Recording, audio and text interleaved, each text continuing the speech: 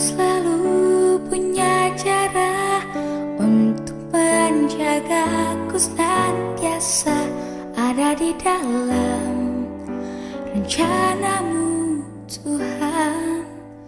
Kau selalu punya cara untuk mengubah keburukan agar menjadi hal baik bagiku.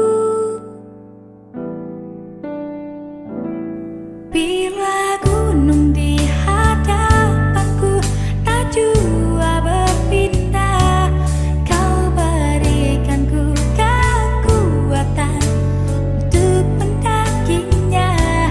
Ku lakukan yang terbaikku, kau yang selebihnya. Tuhan selalu punya cara membuatku menang pada akhirnya. Shalom, selamat pagi. Kita bertemu lagi di Sapaan Saat Teduh Klasis Jakarta, Kalimantan. Kita akan memulai dengan berdoa terlebih dahulu. Kita bersatu dalam doa.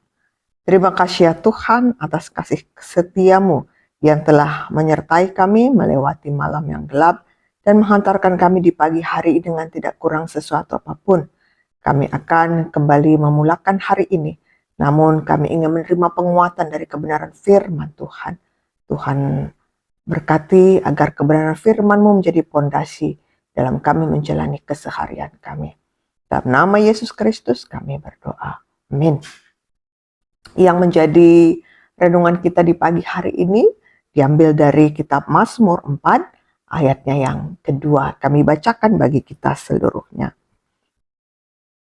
Mazmur 4 ayat yang kedua. Apabila aku berseru, jawablah aku ya Allah yang membenarkan aku. Di dalam kesesakan Engkau memberi kelegaan kepadaku. Kasihanilah aku dan dengarkanlah doaku. Sampai sedemikian jauh pembacaan firman Tuhan. Jemaat Tuhan, Mazmur 4 ini ditulis oleh Raja Daud pada masa sulit ya, dan banyak ya penafsir mengarahkan bahwa Mazmur ini ditulis Daud di saat pemberontakan anaknya Absalom. Ketika Daud difitnah dan dia dikhianati. Ayat ini adalah seruan yang dipanjatkan oleh Daud kepada Tuhan.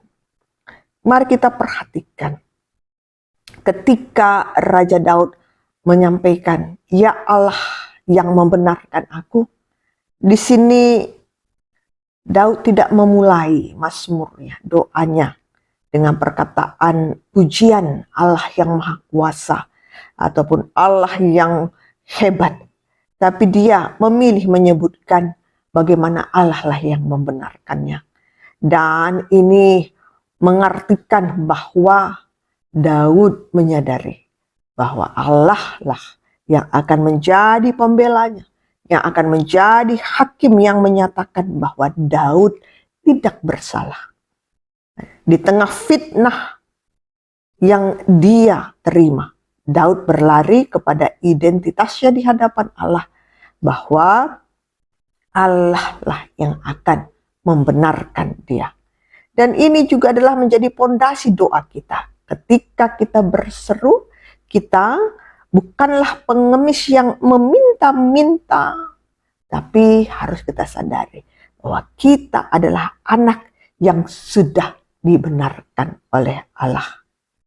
Kemudian Raja Daud juga menyatakan bahwa di dalam kesesakan Engkau akan memberikan kelegaan. Di sini Daud tidak menyatakan bahwa dia dibebaskan dari kelegaan, tapi dia memberikan kelegaan kepadaku. Ya, dan di sini memberikan pengertian bahwa sering sekali ketika kita menghadapi persoalannya itu memang tidak hilang. Tapi kita bisa merasakan Tuhan memberikan kelegaan.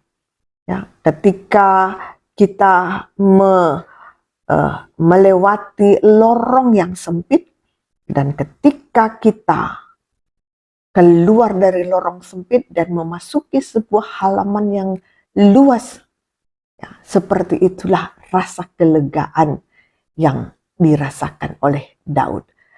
Persoalannya mungkin belum selesai, tapi hatinya sudah lega. Dan yang bagian yang terakhir, Daud juga menyatakan, kasihanilah aku dan dengarkanlah doaku.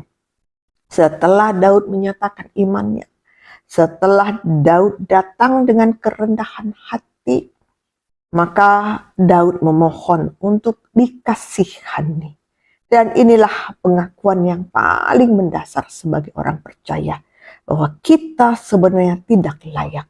Tapi karena belas kasihan Tuhan, karena anugerah Allah lah, maka kita dilayakkan. Maka bisa kita simpulkan dari satu ayat firman Tuhan ini, maka doa haruslah berisi iman yang teguh, namun juga iman yang jujur, yang menunjukkan hati kita yang hancur dan membutuhkan pertolongan Tuhan. Karena itu, mari kita senantiasa setiap hari datang dengan jujur di hadapan Tuhan.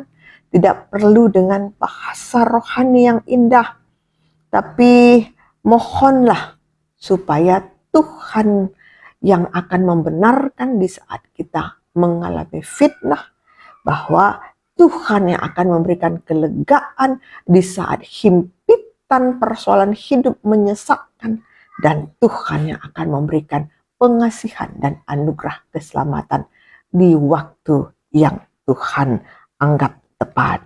Karena itu cuma dikasihi Tuhan dalam kesesakan apapun yang kita alami saat ini atau yang akan kita alami di hari ini. Kita hanya perlu meminta Tuhan supaya Dia mengasihani kita dan memberikan kelegaan.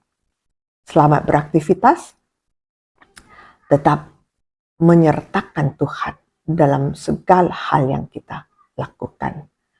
Kita akan menutup renungan kita dengan doa, dan secara khusus kita akan mendoakan Runggun Bogor Barat. Mari kita satukan hati, kita berdoa. Bapa di sorga, terima kasih atas penyertaan-Mu, terima kasih atas kasih setia-Mu, terima kasih atas kehidupan yang masih Tuhan layakkan untuk kami nikmati. Hari ini Bapa, kami akan memulakan aktivitas kami. Tuhan sertai kami, Tuhan berkati kami agar setiap yang kami lakukan berkenan di hadapan Tuhan, mendatangkan kebaikan bagi kehidupan kami dan orang-orang di sekitar kami. Tuhan kiranya juga memberkati Runggun Bogor Barat. Dalam pelayanannya Tuhan mampukan seluruh hamba-hamba-Mu, pendeta emeritus, penatua diaken, seluruh guru-guru sekolah minggu, pengurus perpulungan jabu-jabu, pengurus kategorial, dan juga kepanitiaan, tim-tim pelayanan yang dibentuk di Runggun ini. Tuhan berkati urapi mereka semua agar tetap satu hati, satu pikiran, melayani Tuhan, melayani jemaat Tuhan, dan dalam kebersamaan nama Tuhan senantiasa dimuliakan. Ini doa pengharapan kami Bapa, kami serahkan pelayanan Runggun Bogor Barat, kami serahkan seluruh jemaatnya dalam tangan pengasihan-Mu.